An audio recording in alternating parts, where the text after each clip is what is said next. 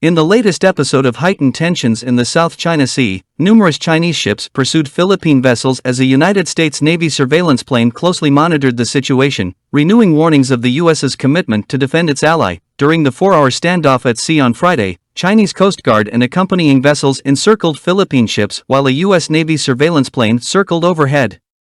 The confrontation reached a climax when a Chinese Coast Guard ship used a water cannon against a Philippine motorboat delivering essential supplies to Filipino forces stationed on a stranded warship at Second Thomas Shoal. The incident took place within the United Nations-sanctioned Philippine Exclusive Economic Zone.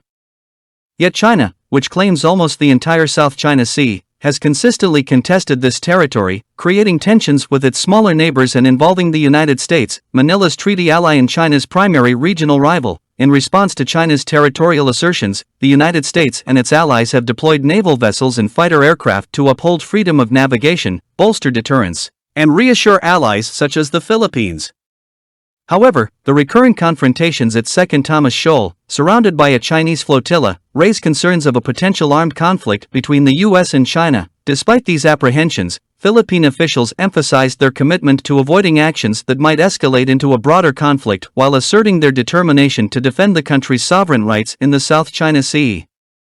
In the face of Chinese blockades and coercive actions, the Philippine contingent successfully delivered supplies to Filipino Marines aboard the aging warship BRP Sierra Madre, a donation from the U.S., which remains actively commissioned, making any armed attack a potential act of war.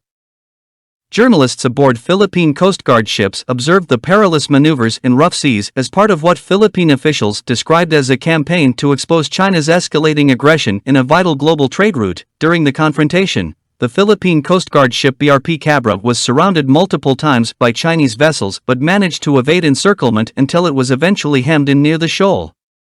Responding to the incident, the U.S. reiterated its support for the Philippines, emphasizing its commitment under the 1951 Mutual Defense Treaty to defend the country in the event of an armed attack in the South China Sea involving Filipino forces, public vessels, or aircraft.